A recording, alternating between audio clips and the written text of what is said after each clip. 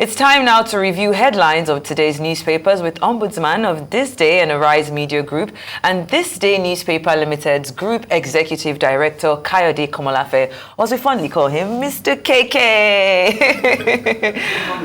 Good morning. Good morning, Adisha. Good morning, sir. Good morning, KK. Steve, and good morning, OG International. Good morning. He's the only one that calls me OG International.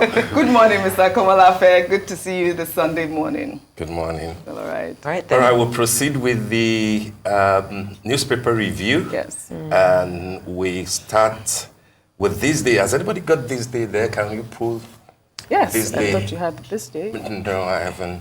Yeah, here you go. All right, let me do that. Okay, so we'll start from top to bottom for today's This Day.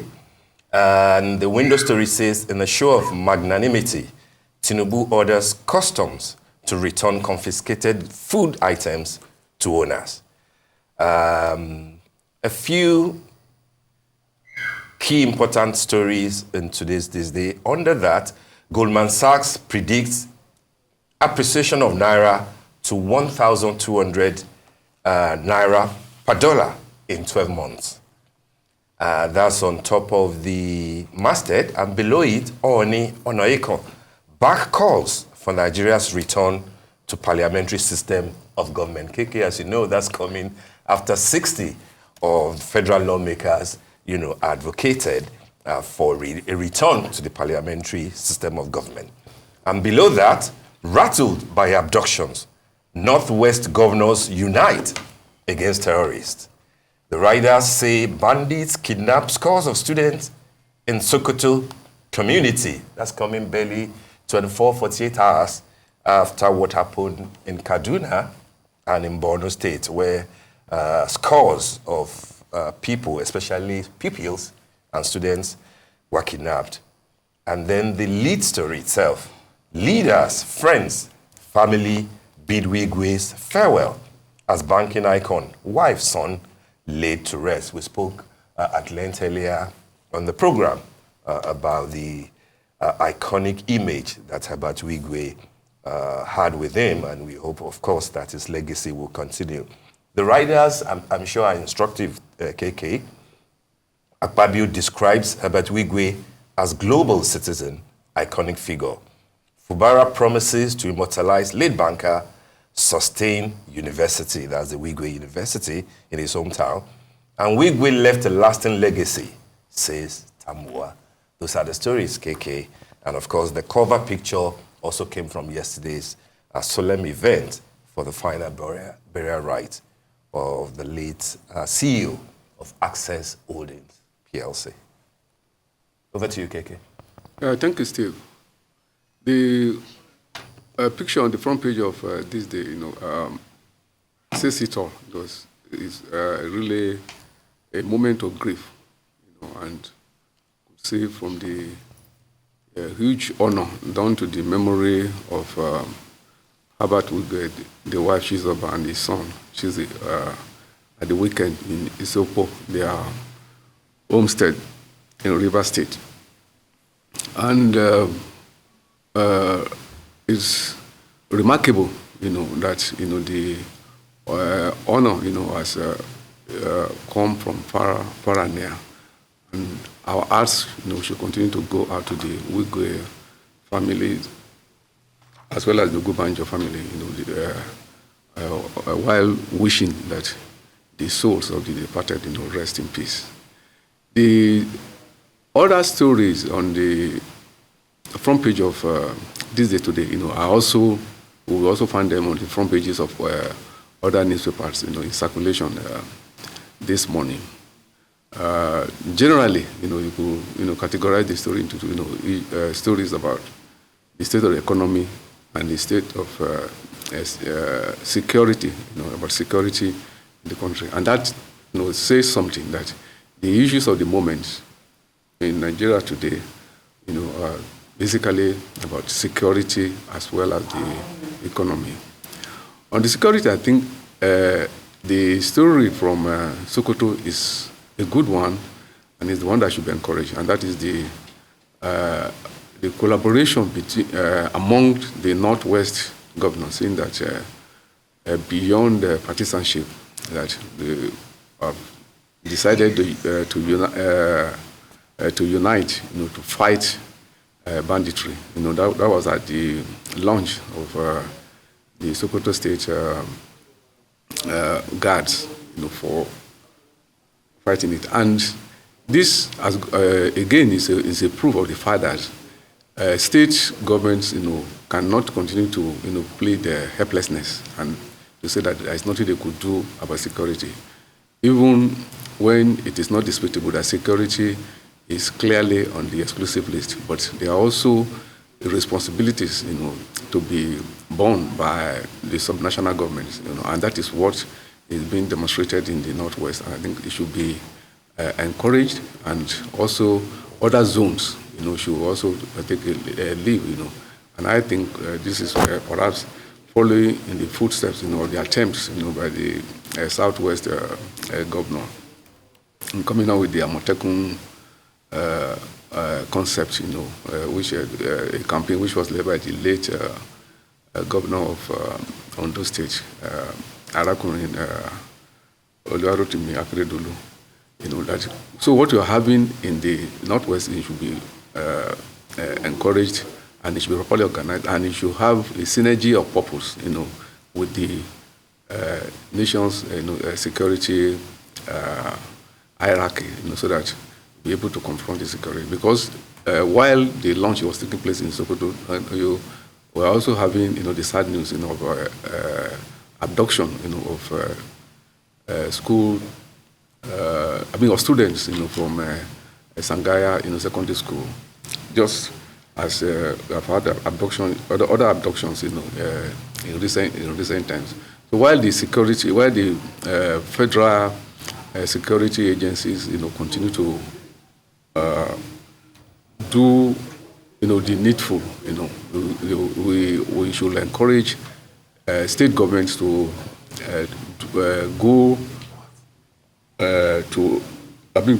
all the way, to perform their own security responsibilities. The other story, we on the economy, which you also have on the front page of this day, is the prediction, by Goldman Sachs that within 12 months, in 12 months, you'll be able to buy a dollar with 1,200. I think it's a positive projection, but then like any other projection, you have to work towards it to make it happen, so that it will not just be wishful thinking. That is a huge challenge for the economic managers. So you equally you have that story, on the front pages of other newspapers. Now I agree with you, Steve. The groundswell, of opinion, for a return to the parliamentary system, I think is in the conversation. I think a reminder is important that people should refer to the great debate of 1977-78. That was when the 1979 Constitution was being prepared. After the draft was made by a committee led by the late legal icon Rotimi Williams, the 49 committee. The draft was subjected to a debate by a Constant Assembly, appointed by the military regime of General Olusegun Obasanjo.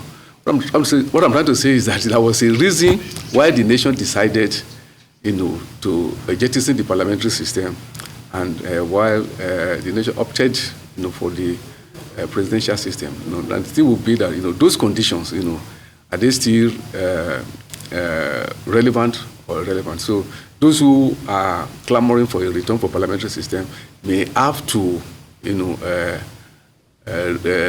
the minutes of the last meeting, or that is so to say, go back to that debate and then see whether, the reasons are still very valid.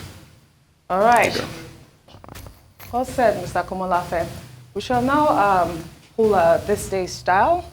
We can pull up this day's style. This day's style has paid homage to 50 female trailblazers shattering glass ceilings and have defined norms, championed inclusivity across diverse sectors, and there are about 16 of them on the cover here. Daisy Danjuma, Uju Ifejika, Onyekali Ikpe, Obiezekwe Sili, Asisat Oshola, Eloho Aiboni, Odunayo Eweni, Kofo Akin Kugbe, as well as Ngozi Okonjo-Iweala, Thames, Adeswa Dozie, Olufalake Abdulrazak, Hadiza Bala Usman, Folake Akindele, and our very own Rolake Akinkugbe Falani are all on the cover. But inside, there are about 50 of them, beginning from the First Lady of Nigeria, Oluremi Tinubu, who has held the esteemed title of the First Lady of Nigeria since 2023, offering unwavering support to President Bola Ahmed Tinubu. Her illustrious journey into public service commenced as the First Lady of Lagos State from 1999 to 2007, marked by a trial of impactful initiative with a foundation in education from the University of Ife and accolades, including the National Certificate of Education in Botany and Zoology from the Adeyemi College of Education. Congratulations to the First Lady of Nigeria. Another leading lady there is Amina J. Mohammed, who is the Deputy Secretary General of the United Nations. She, of course, is the chair of United Nations Sustainable Development Group, and she stands tall as a global luminary in leadership. Her journey commenced as Nigeria's Minister of Environment, where she spearheaded crucial climate action and environmental protection efforts. A pivotal chapter unfolded in 2012 when Mohammed assumed the role as special advisor to former Secretary General Ban Ki-moon. Adeswa, I don't know if you can pull two other ladies that we can highlight here. Well, I think one person I have to highlight here is Senator Daisy Danjuma. Yeah. She was my senator in my senatorial district. She is the executive vice chairman of South Atlantic Petroleum.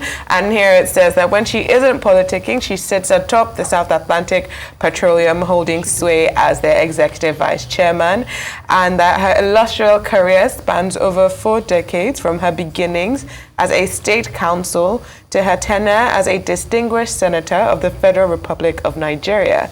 Her commitment to women and children's rights, showcased through her leadership roles in ECOWAS Parliament and in the Senate, reflect her tireless advocacy for social justice. Senator Daisy Danjuma's legacy as a legal luminary and champion of human rights continues to inspire generations, and that is true. I am definitely inspired by Senator Daisy Danjuma, and she did try and do a lot of work for women's healthcare while in the Senate. So, congratulations. Shaitan, do you want to? I mean, I'm just here hovering in the fashion, arts, culture, media, and entertainment section. So many wonderful women on there. But I want to start with Rolake Akinkugbe Filani, who is one of us. She's a Chief Commercial Officer and Divisional Director of Mixta Africa, and of course, the host of Business Week, Arise TV News. I think it was yesterday we were watching the sit-down interview that or was it last week, that she had with Akinwumi Adesina. Yes, her previous roles include Head of Energy at FBN Capital. And, you know, she's just one person that, for me, she just makes business news just a bit more interesting. Another person on there that stands out for me as well is Kemi Adetiba, filmmaker, television director, and music video director. I did intern for her a number of years ago, and even back then I could tell that she was just a power force. Her debut feature film, The Wedding Party, released in 2016. We know what she's done with King of Boys, and right now she's actually working on her latest film, How to Kill a Monkey. And finally, so many wonderful women on here. Let's see, Moabudu media personality and CEO of Ebony Life Group. I always tell her, I don't think you're not aging, you look so good. She's, of course, not just a name in the Nigerian film industry, she's a force to be reckoned with. She's also the driving force behind Ebony Life Studios and Ebony Life Films, responsible for producing some of Nigeria's highest grossing movies. And I think it was about last month where she had, brought together a panel of filmmakers and invited even, British actor Idris Elba just to have that conversation. It's not about making those movies, it's about making sure that there's still so much money being pumped into the entertainment sector. But of course, all these women here have done fantastic terms. Arya Starr, Ruth Osime, who's the host of Perspectives on here. Yeah, Ayo is also there. Another one of our own. So yes, she is. I think what is important, if you allow me, yes. You haven't had your feel. We understand that. I mean, for me, is to have a panoramic view of what is happening in celebration of the International Women's Day. 50 iconic ladies or women across sectors. And I think that the beauty of today's production starts from even the editor's introduction.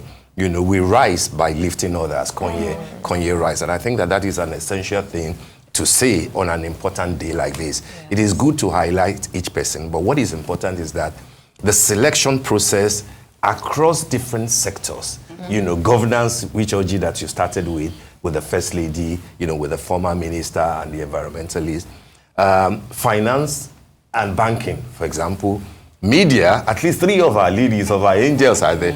Ginix, why is Ginix not there? I would have loved to see Ginix. We'll ask Konya about that. That's on the joke. But Ayo is there. Ayo is, we mentioned Ayo is there, Ruth is there. Ruth is there. And I think that's beautiful because you are compartmentalizing creatively. Right. And then, like Sheiton said, when you move to the aspect of art, culture, literature, Chimamanda Ngozi Adichie, if you put all these creative persons together, they are like almost like a quarter of the entire 50, including media that has been selected. And that might be a way to guesswork into the mind of the This Day and Arise group in terms of attention to details when it comes to creativity, arts, literature, and the intelligentsia. And I think that is important. Sports was not left out. Agbabola is there, Aziza Toshoala. I wouldn't know who. Exactly, and Toby. Who came first? Was it Azizat or the song Agbabola? What's our first name? No, in terms of appropriating that thing.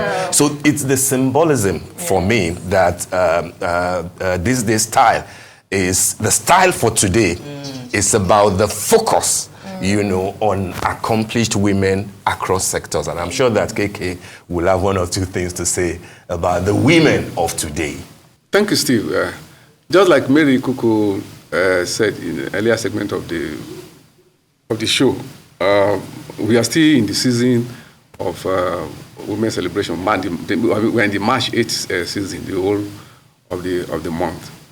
And while saluting the editor of this type for the topicality, of today's cover, that is dealing with the edition is actually focusing on the issue of the moment, which is the question of celebrating women. But that it's not just celebration, but it's also a moment for reflection. And that is, if you permit me, that what the way this day style is celebrating March 8th is quite consistent with the spirit and the history, of March 8th. It was on March 8, 1975, that for the first time the United Nations adopted that day to, focus on women and gender issues. But even before then, more than a century ago, this was the origin of International Women's Day, when the German socialist Clara Zetkin actually made the first call that a day should be set aside, globally, That was even before the birth of the United Nations, that the day should be set aside globally to focus on women and address the question of gender equality, and also to project on the possibilities of the female agenda. And that was just a year after the American Socialist Party, for the first time in 1909, actually marked the first International Women's Day. Now, the relevance, of going to history is that, as people see in the cover, the essence of the day is to is to address the issue of gender equality, and to say that, the possibilities, that are inherent, in the female gender, and that is what you have. That's what you have there on display. That in Nigeria, like Steve said, across all departments of life, whether in the economy, in public life, in sports, in arts, the Nigerian woman, is actually proving, that she could be do as much good, for public good as the male could do, which again should strengthen that, areas if we still have hindrances,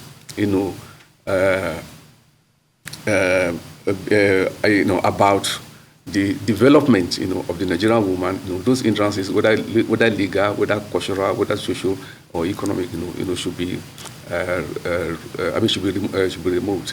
And for instance, before this administration, the three previous administrations, if you remember, the ministers of finance, were female. That's what we are talking of, the management of the Nigerian economy, for almost about 10 years running, by women, for when it was thriving. You said? I said when it was doing better, women were in control. No, but I'm just trying to say that I've been talking about the quality, and the possibilities, within, because while we struggle for women economy, we should also acknowledge where we have made progress, because the thing is not just to agonize, because that is the spirit of March 8 really, that it's not just to agonize, but to actually organize, to be able to push the frontier of equality, of gender justice, as we have been. And I'm saying that we have actually made some progress, in Nigeria, and that is what, the likes of. I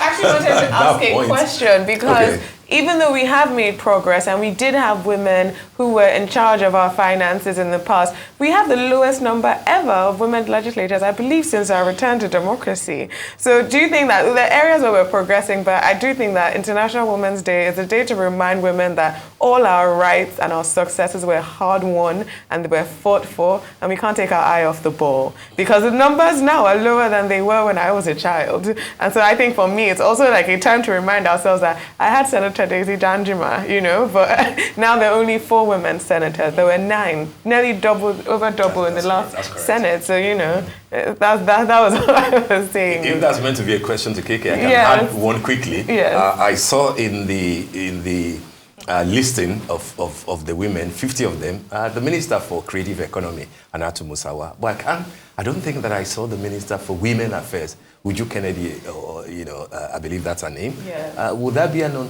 unintended commentary on anything, KK?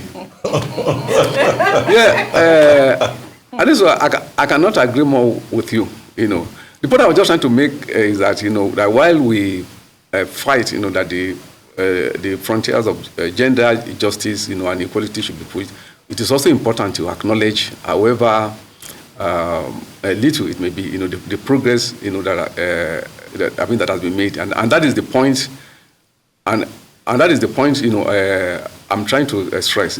Definitely, we will still have a lot of work to do, and it's also important to stress this, that in the spirit of May Day, it's not only women that are celebrating or that are concerned, that all those who are partisans, of gender justice, like male feminists, like myself, I'm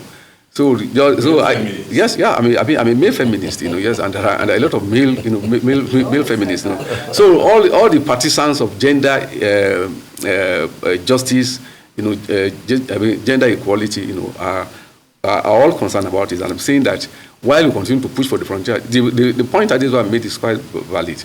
For instance, when you compare Nigeria with Namibia, Senegal, that is on the African continent, in terms of female representation, For instance, in Namibia, even in NATO, you have the majority, of parliamentarians, are female.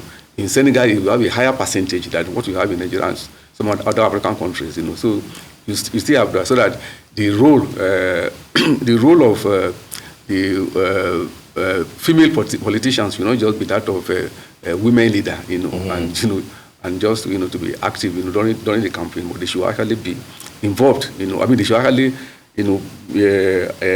assume a level of equality, with the men. And that is to say that we're looking towards a day when we'll have a female president, and we'll have as many female governors, as it is possible. Yeah. Well, this day style has listed 50 of them, and I'm sure there are more than 50 women who have been shattering glass ceilings. Yeah. And I don't think it's an unintended commentary that the Minister of Women Affairs was not included in that list. So this is just 50 of them, and Adeswa Sheito, I'm sure that you all will make the list as well. Okay, if I may come in, if I may come into it. No, if you permit, if you permit, I think Steve, as an editor, should know that it is the prerogative of the editor to determine what is the story. Yeah. So I think it is the prerogative of the style, of the editor of the style, to determine, the story that she wants to tell today. Yeah. Do you have any comments on her, as a male feminist, on her role on the development of women in Nigeria as our minister? Now you're coming back to the unintended commentary. We should continue to encourage her and to support her, so that that she'll be able to perform her job creditably in the ministry. Yes. And criticism will be in order, and the purpose should be that to make her to perform better. Mm-hmm. Yeah. Maybe also stay away from needless controversies and stuff. The other women that we haven't called, a few more women, Folonsho Alakija, who I interviewed, Africa's richest woman. She's currently holding the position of vice chairman of Fanfa Oil Limited, and she's regarded as one of the wealthiest black women in the world. Fanfa Limited, Alakija's business, was granted a license to explore oil on OPL 216, a 217,000 acre region. She signed a joint venture agreement with Star Deepwater Petroleum Limited, a Texaco subsidiary, giving them 40% of her total ownership and authorizing them as a technical consultant for exploration. She is one of the women breaking glass ceilings. I wanted to mention my dear friend who's listed here, Odunayo Eweni, who's the co-founder and COO of Piggyvest, because especially when we're talking about investing in women, she did found not only Piggyvest, but also First Check Africa, that tries to give women entrepreneurs and women founders their first check, and help also. So, we were talking about how women help women and, pay it forward. I think she's a pioneer in the tech space. You can't talk about the tech space in Nigeria without talking about Odu Eweni. So. I'm talking about fashion. Falake Akindele is also there. Tiffany Amba. I think, did you mention that? I was hoping you mentioned it. There's a lot of names on there. But just on there, in fact, I just saw Ayomar's essay, of course, from here. But also, importantly, Banke Kuku Losin, who's the driving force behind Banke Kuku, notable fashion brand. She's gained international recognition with designs. And she's known for, her collections that really celebrate vibrant colors. And just under that, we have women, of course, in activism and social work. Kemi Ibru, who's the founder of Women at Risk International Foundation. We have Obi Ezekwesili, an economic policy expert and advocate for transparency, accountability, and good governance. That's anytime I think of like a Nigerian woman that has really, fought the good fight, she always comes to mind. And of course, Anne Q. Briggs, who we've had a number of times on the show as well. She's a human rights activist and founder of the director of Agape Birth Rights. Another fashion designer there is Lisa Folawio. She's fashion designer and creative director of Lisa Folawio. She's regarded as a veteran fashion designer in the Nigerian fashion industry. Originally trained as a lawyer, Folawiyo came to fashion without formal training. She founded her line, Lisa Folawiyo, previously known as Jewel by Lisa, in 2005. She's renowned for her opulent interpretation of women's accessories and ready-to-wear. I mean, who doesn't love Lisa Folawiyo? Is Tiwa Savage there by any chance? No, Tiwa Savage is not there. But She's not there. Thames is, yes. And importantly, Hadiza Bala Usman, Yes. who is one of the... Who will be the examiner of all the other women in cabinet? Yeah. She is one of the most powerful people in this administration, and probably the most powerful woman from the north in this administration. So That is true. yes. Well, all right. Interesting. I mean, that's a collector's item there, isn't it? Especially for the Review women. of our 50 leading ladies. Congratulations to all of them, and happy International Women's Day. Happy Women's Day. Mr. Komolafe, 30 seconds to wrap up really quickly. Yeah, happy International Women's Day, and just like we observed earlier, that the celebration still continues for the rest of the month, so that should continue to be a moment of reflection, of celebration, of addressing issues. Absolutely. All right, that's a good one from a male feminist. Yeah. Here is a male woman is saying, that brings us to the end of the morning show today. Thank you for watching, and do stay safe. I'm Steve Ayoride. And I am Adesua Giwa Osage. Thank you for sticking with us today. Hope you had a great time on the show. I am Shaiton Atigari. And I'm Oji Okwe. From our entire team here in Lagos, Nigeria, enjoy the rest of your morning and, of course, the rest of your day. Goodbye.